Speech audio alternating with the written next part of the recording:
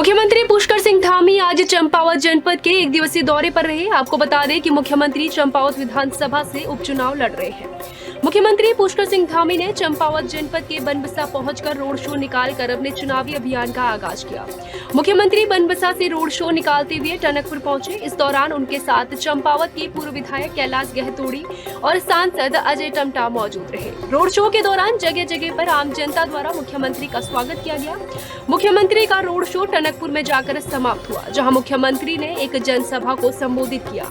मुख्यमंत्री ने टनकपुर क्षेत्र के सारदा घाट में नदी के डाइवर्जन के लिए 11 करोड़ रुपए स्वीकृत करने के साथ ही टनकपुर बीटेक कॉलेज को अपग्रेड करने के प्रस्ताव को केंद्र को भेजने सहित करोड़ों की विभिन्न योजनाओं की घोषणा की। आज इस क्षेत्र की जनता के हित में और हम सब लोगों के लिए यहाँ पर एक ऐसा प्रस्ताव उनकी तरफ से आया था कि मुझे यहाँ से चुनाव में खड़ा होना है, इस क्षेत्र का प्रतिनिधित्व करना है। मैं उसके लिए उनका बहुत आभार व्यक्त करता हूँ। बहुत आभारी हूँ मैं उनका, इस क्षेत्र की देवतुल्य जनता का बहुत आभारी हूँ कि चूँकि मेरा बचपन इसी क्षेत्र में बीता है, यही मैं पला बड़ा हूँ और इस क्षेत्र में मुझे सेवा करने का अवसर प्रदान हुआ है। माँ पूर्णागिरी मैया ने, माँ शारदा मैया ने मुझे इस क्षेत्र में बुलाया है, तो मैं संकल्पबद्ध होकर कहना चाहता हूँ कि अपने इस क्षेत्र को आगे बढ़ाने के लिए ये क्षेत्र भारत के मानचित्र में आए, चाहे वो शिक्षा का क्षेत्र हो, चाहे हमारे टूरिज्म का क्षेत्र हो, चाहे वो चाय का क्षेत्र हो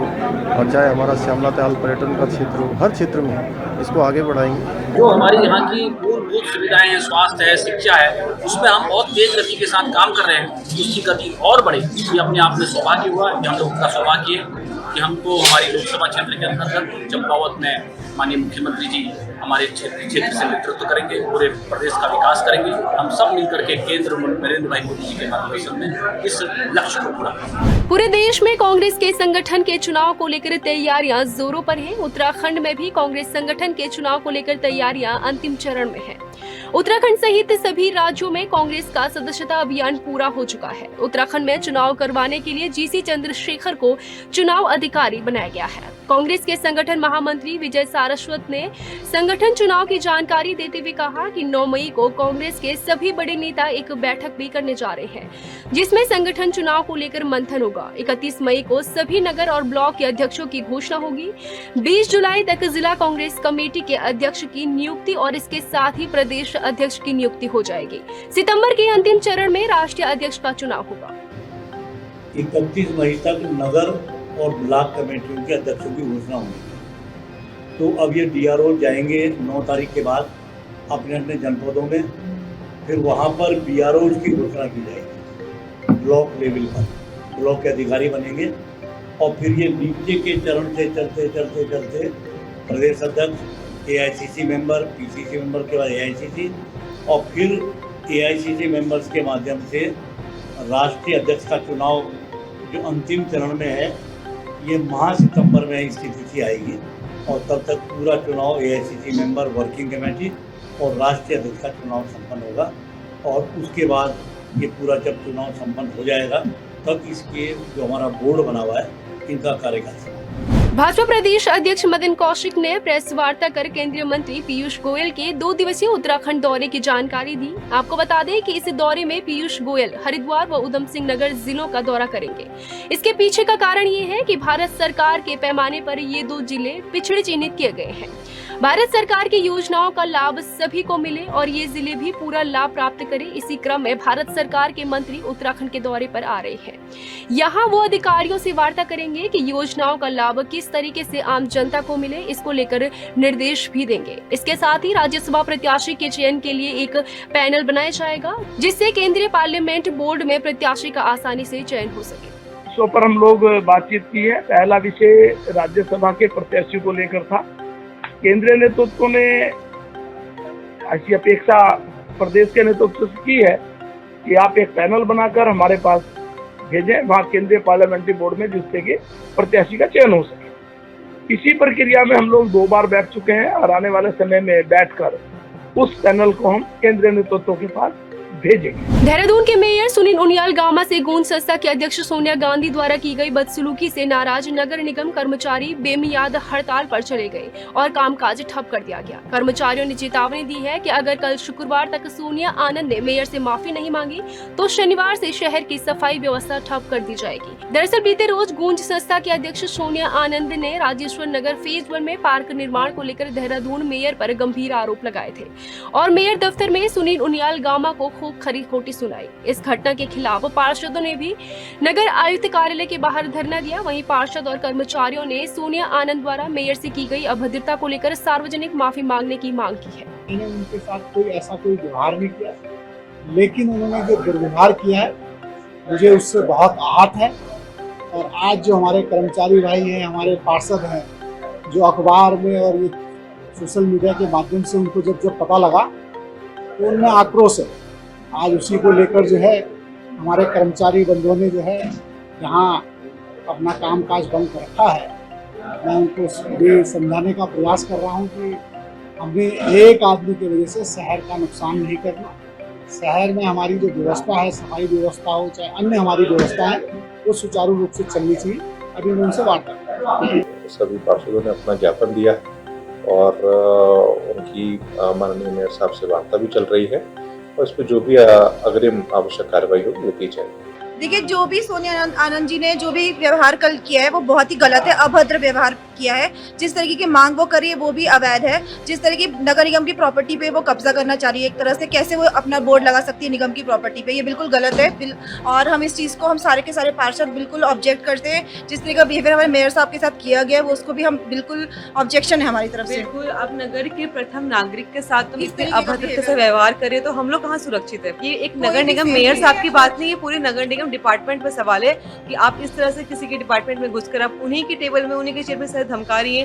ये बहुत गलत चीज़ है। उनको सबके सामने सार्वजनिक रूप से माफी भी मांगनी पड़ेगी और इसी कार्रवाई पे हम डिमांड कर रहे हैं कि वो सबके सामने यहाँ पर आके जिस हिसाब से वो नगर निगम में आके धमका कर गई है मेयर साहब को, उसी तरह से वो आकर यहाँ माफी भी मांगे लोगों के सामने। साथ एक कोई सोनिया आनंद नाम की महिला है और उसके साथ उन्होंने बहुत ज़्यादा बदतमीजी करी हमारे मेयर साहब के साथ। मेयर साहब ने कल हमें बताया ही नहीं, हमने तो समाचार पत्रों से हमारे को अवगत हुआ कि इस तरह से जो है कल उसने बहुत ही ज़्यादा अभद्र व्यवहार करा। एक महिला से तो इतनी कल्पना ही नहीं की जा सकती। समझ नहीं आता किससे फीडबैक लेके आई थी या क्या, कहाँ का गुस्सा था, क्या करना चाह रही थी, या उसको लगा कि अच्छी खासी ज़मीन मैंने कब्जाई है और वो मेरे हाथ से निकल रही है। वो उसको दिखाई दे रहा है कि एक बहुत बड़ा झटका लगा उसे, जिससे वो सारा गुस्सा उसने मेयर साहब को निकाला। पहाड़ों में जंगलों में लगी आग रुकने का नाम नहीं ले रही है। आए दिन जगह जगह आगजनी की घटनाएं सामने आ रही है। बीते मंगलवार को केदारू खाल के जंगलों में लगी आग देर रात राज इंटर कॉलेज केदारू खाल तक पहुंच गई। आग के कारण स्कूल के 3 कमरे उसकी चपेट में आ गए। कमरे में रखा फर्नीचर, ब्लैक बोर्ड आदि जलकर राख हो गया। विद्यालय के प्रधानाचार्य संजय शाह ने बताया कि जंगल में लगी आग बीते मंगलवार को रात करीब 12 बजे विद्यालय के पीछे पहुंच गई, जिसे ग्रामीणों द्वारा बुझाए जाने का प्रयास किया गया, लेकिन आग इतनी विकराल थी कि उस पर काबू पाना असंभव था। वहीं जंगल की आग पर अभी तक काबू नहीं पाया गया है। कल रात्रि को जंगल की भीषण आग विद्यालय तक पहुंच गई और जिसमें विद्यालय के 3 कक्ष पूरी तरह जल करके राख हो गए हैं। उसमें रखे हुए विद्यालय का फर्नीचर या विद्यालय की और सामग्रियां भी क्षतिग्रस्त हो गई हैं। रात्रि को लगभग गांव की जो सूचना मुझे सुबह मिली कि रात के 12 और 1 बजे के बीच विद्यालय तक आग पहुंची है और गांव के कुछ स्थानीय लोगों के द्वारा भी आग को बुझाने का प्रयास तो किया गया, पर आग इतनी भीषण थी कि आग को बचाया नहीं जा सका और जिससे स्कूल के 3 कक्ष पूरी तरह ध्वस्त हो गए हैं। वैसे भी विद्यालय में कक्षों की कमी है और इन कक्षों में हमारी कक्षा 8, 9 और 10 की क्लासेस विधिवत रूप से चलती थी और समय से जब हम विद्यालय पहुंचे तो अध्यापकों ने और बच्चों ने मिल करके आग को बुझाने का प्रयास किया। अब थोड़ा बहुत आग बुझ चुकी है। उत्तराखंड के पर्वतीय क्षेत्रों में जंगली जानवरों का आतंक थमने का नाम नहीं ले रहा है। ताजा मामला पौड़ी गढ़वाल के कोट विकास खंड का है, जहां ग्राम छैतूड़ में गुलदार ने 10 बजे रात शिवचरण सिंह बिष्ट के घर में घुसकर एक किशोर पर हमला कर दिया। हमले में किशोर बुरी तरह से घायल हो गया। इस दौरान कमरे में सो रहे परिजनों के शोर मचाने पर गुलदार भाग खड़ा हुआ, जिसके बाद आनंद फानन में युवक को उपचार के लिए जिला अस्पताल लाया गया, जहाँ डॉक्टरों द्वारा फिलहाल युवक का उपचार किया जा रहा है। वहीं इस पूरे मामले में में अब तक ग्रामीणों का भी आक्रोश दिखाई दे रहा है। गांव के ग्रामीणों का कहना है कि गुलदार अब उनके घरों के अंदर तक घुसकर उन पर हमला कर रहा है। ग्रामीण अब वन विभाग से इस गुलदार को पकड़ने के लिए गुहार भी लगा रहे हैं। वहीं इस पूरे मामले में डीएफओ गढ़वाल ने बताया कि वन विभाग की एक टीम को गाँव में गश्त लगाने के लिए भेज दिया गया है और जो भी नियमानुसार कार्रवाई होगी उसे किया जाएगा। कोट ब्लॉक के एक छैतोड़ गांव है। छैतोड़ गांव में एक 27 तारीख की रात को गुलदार के हमले की एक घटना प्रकाश में आई है, जिसमें 16 साल का कोई बच्चा घर में सो रहा था, उस पर अटैक किया गया है।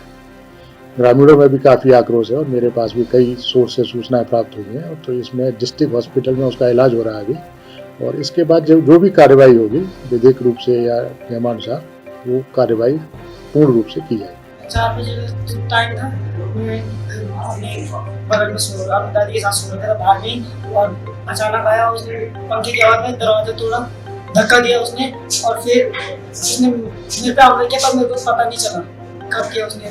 और उसके बाद जब वो भाग जा रहा था तो उसने मेरे सर पे कुछ भारी चीज लगी, तब मैंने उसकी पूंछ देखी, तब वो भाग गया, तब लोग भी आ गए थे गाँव से। 3 मई से शुरू हो रही चारधाम यात्रा को लेकर पुलिस प्रशासन मुस्तैद हो गया है। पुलिस ने अपने जवानों को केदारनाथ धाम सहित पैदल यात्रा मार्ग और विभिन्न पड़ावों पर तैनात कर दिया है। यात्रा के दौरान पुलिस का मुख्य उद्देश्य यात्रा पड़ावों पर लगने वाले जाम से निजात दिलाना और धाम सहित पैदल मार्ग पर बेहतर व्यवस्थाएं बनाना है। यात्रियों की सुविधाओं के लिए जगह जगह पुलिस पर्यटक केंद्र भी बनाए गए हैं। चारधाम यात्रा के सफल संचालन में प्रशासन के अलावा पुलिस का महत्वपूर्ण योगदान होता है, जिसके चलते यात्रा के लिए अन्य जनपदों से अतिरिक्त पुलिस फोर्स पहुंच चुकी है। साथ ही पीआरडी और होमगार्ड के जवान भी पुलिस की मदद करेंगे। पुलिस अधीक्षक आयुष अग्रवाल ने कहा कि पुलिस का मुख्य उद्देश्य यात्रियों को बेहतर सुविधा देने के साथ ही बद्रीनाथ व केदारनाथ हाईवे पर लगने वाले जाम से निजात दिलाना है। आप सभी लोगों को पता है कि आगामी 6 मई से केदारनाथ की यात्रा शुरू हो जाएगी, तो इसको देखते हुए पुलिस की तरफ से ट्रैफिक और पार्किंग की प्लानिंग कर ली गई है। केदारनाथ में एक एडवांस टीम भेज दी गई है और यात्रा शुरू होने से 5 दिन पूर्व पूरी ड्यूटीज़ वहाँ पर लगा दी जाएंगी। इसके अतिरिक्त जो लोकल हमारे होटल एसोसिएशंस हैं, तीर्थ पुरोहित हैं, उन सभी के साथ मीटिंग करके यात्रा के संबंध में जो भी विचार विमर्श किया जाना है वो सभी कर लिया गया है।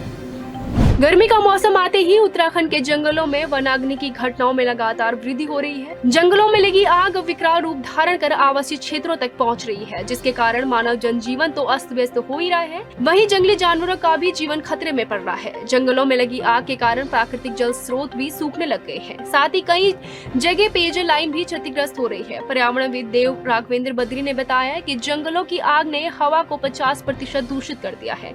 साथ ही ब्लैक कार्बन के कारण लोगों की आंखों में जलन और खुजली की समस्याएं भी हो रही है।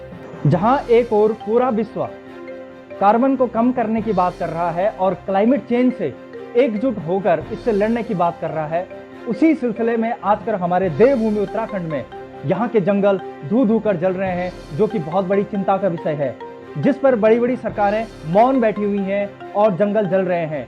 जंगलों की आग ने हमारे उत्तराखंड की हवा को 50% ब्लैक कार्बन से दूषित कर दिया है, जिसका प्रभाव हमारे यहाँ के बच्चों और बुजुर्गों पे पड़ रहा है। हवा दूषित होने के कारण, इसमें ब्लैक कार्बन आने के कारण सांस लेने की दिक्कत हो रही है और आंखें लाल हो रही हैं, आंखों में खुजली हो रही है। जैसे ही हमें पता चल रहा है कि आग लगी हुई, हम त्वरित कार्रवाई करते हुए तुरंत वहाँ मौके पर पहुँच रहे हैं। कभी कभी रात को भी हम 12-12 बजे रात को, 1-2 बजे रात को जहाँ आग लगी हुई है उसी स्पॉट से वापस आ रहे हैं। कुछ लोग तो जानबूझ से आग लगा रहे हैं और जितने भी जीव जंतु है उनका सब पाप जो है वो उनके सरियों पर मंड रहा है। और कुछ लोग जो है आड़े फूक रहे हैं, गलत टाइम पे आड़े फूक के छोड़ के उसको खेतों में छोड़ के घर चले जा रहे हैं, जिससे कि वो जो आग है वो नजदीकी जंगल में फैल जा रही है। तो मेरी सभी से यह निवेदन है कि कृपया ऐसा कोई भी काम न करें जिससे कि उनको ही वो पाप लगे, जो कि जीव जंतु जो जंगलों में मर रहे हैं। नशे के खिलाफ नैनीताल पुलिस को एक बड़ी कामयाबी हाथ लगी है। एसओजी और बनभूलपुरा पुलिस के संयुक्त चेकिंग अभियान में घास मंडी क्षेत्र से 2 नशे के सौदागारों को 1125 नशे के इंजेक्शन के साथ पकड़ा गया है। एसएसपी पंकज भट्ट ने मामले का खुलासा करते हुए बताया कि पकड़े गए आरोपियों की पहचान रेहान और विशाल गुप्ता के रूप में हुई है। आरोपी रेहान बनभूलपुरा इलाके में मेडिकल स्टोर संचालित करता है। पूछताछ में आरोपी ने बताया कि वो नशे के इंजेक्शन किच्छा निवासी बंगाली डॉक्टर से सस्ते दामों में लाकर हल्द्वानी और आसपास के इलाकों में सप्लाई करते थे। वो लड़के जो है बनकुलपुरा के रेहान और विशाल गुप्ता पकड़े गए हैं। इसमें 1125 नशे के इंजेक्शन पुलिस द्वारा बरामद किए गए हैं। इसमें आपका नूरी मस्जिद के पास जो है इंडियन आपका मेडिकल शॉप करके एक दुकान है जो रिजवान के नाम पे जिसका लाइसेंस है, लेकिन इसमें रेहान ही इसको चलाता था, उसके विरुद्ध भी कार्रवाई की जा रही है। और इनके द्वारा पूछताछ में किच्चा निवासी एक बंगाली व्यक्ति का नाम आया है जिसके माध्यम से ये लोग परचेस करके लाते थे, तो उसकी तलाश की जा रही है। उसके खिलाफ भी आगे कार्रवाई की जा रही है। इस पे एसओजी और बनकुलपुरा टीम ने जो अच्छा कार्य किया उसके लिए डीआईजी महोदय द्वारा 10,000 रुपये के और मेरे द्वारा 5,000 रुपये के इनाम की घोषणा की। होटल में नौकरी के लिए 7 समंदर पार गया टिहरी का यशपाल अब घर आने के लिए तरस रहा है। आपको बता दें कि टिहरी जनपद के हिंडोली खाल विकास खंड के आमड़ी गांव निवासी यशपाल सिंह गुसाई 3 वर्षों से दुबई के एक होटल में नौकरी कर रहा था। अब जब यशपाल अगले माह 3 मई को अपनी शादी के लिए स्वदेश भारत आ रहा था, लेकिन जब यशपाल 26 अप्रैल को टिकट लेकर एयरपोर्ट पहुंचा तो वहां उसको रोक दिया गया। फिर यशपाल ने 27 अप्रैल को टिकट भी कराई, लेकिन फिर भी एयरपोर्ट स्टाफ ने यशपाल को एयरपोर्ट पर ही रोक दिया। हालांकि अभी यशपाल को एयरपोर्ट पर रोके जाने की वजह का पता नहीं चल पाया है। वहीं दूसरी तरफ यशपाल के बूढ़े माता पिता यशपाल को लेकर काफी चिंतित हैं और सरकार से यशपाल को स्वदेश लाने की मांग कर रहे हैं। पुलिस क्षेत्राधिकारी कर्णप्रयाग अमित कुमार ने थाना थराली में ईद के त्योहार को लेकर मुस्लिम समुदाय के लोगों के साथ बैठक की। पुलिस क्षेत्राधिकारी कर्णप्रयाग ने बैठक के दौरान मुस्लिम समुदाय के लोगों से सौहार्दपूर्ण तरीके से ईद मनाने की अपील की। इसके साथ ही ईद पर सुरक्षा के चाक चौबंद रखने के निर्देश भी थराली पुलिस को दिए।